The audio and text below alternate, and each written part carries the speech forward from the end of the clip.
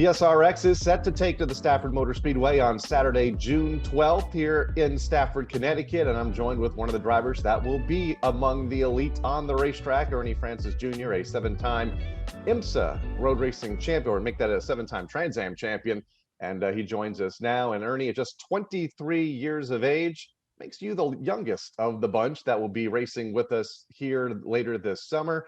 How did you get the phone call, and what brought you into this series? Yeah, to get back into this series, it's been a kind of a long road with Ray Everham. I've known him for about a year and a half, 2 years now. He goes to a bunch of the SVRA and Trans Am races. He's racing his GT1 car and his Ghost out there. And we just got to talking a little while back about just racing in general. And eventually the conversation about SRX got brought up, and he had threw my name in the hat about there. And then I got a phone call after the season ended that he wanted me to come race in there. And now here we are. Talked about your Trans Am accolades, all on road courses. This series, 6 weeks in length, on ovals, dirt and asphalt. Are you bummed that there's no road courses, or are you feel like you can compete with the best on the oval tracks as well?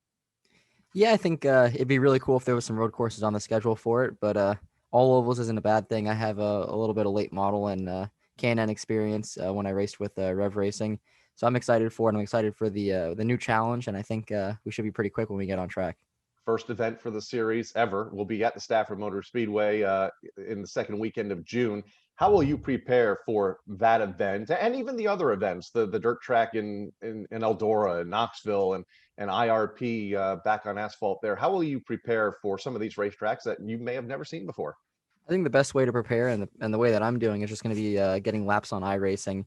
A bunch of the tracks are on there, so just running laps and starting to get used to it. It gets you about 90% of the way there, and then the rest is just in real life when you get to the track.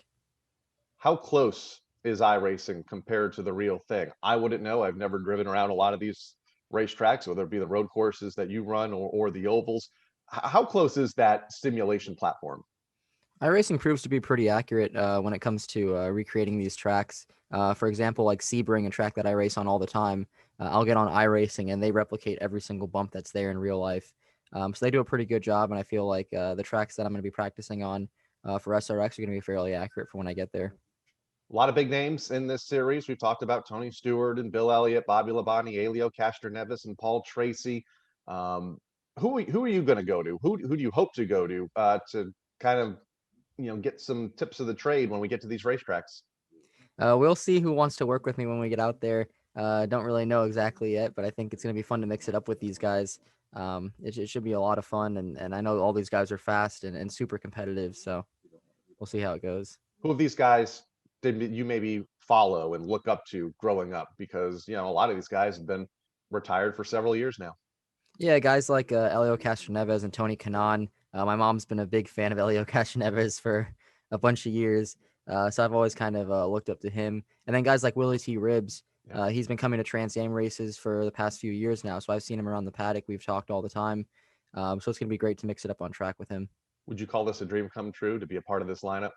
Yeah, I think it definitely is. It's something that never really thought would happen, and it's really an incredible opportunity, and can't wait to get out there.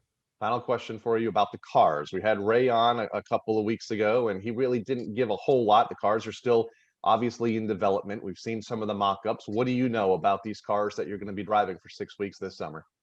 Unfortunately, I don't know much. They're kind of keeping us out of the loop on that. I know the chassis are built by Fury, and that's about it. I know they're all going to be the same car that we're going to be driving, so it should be a pretty close field.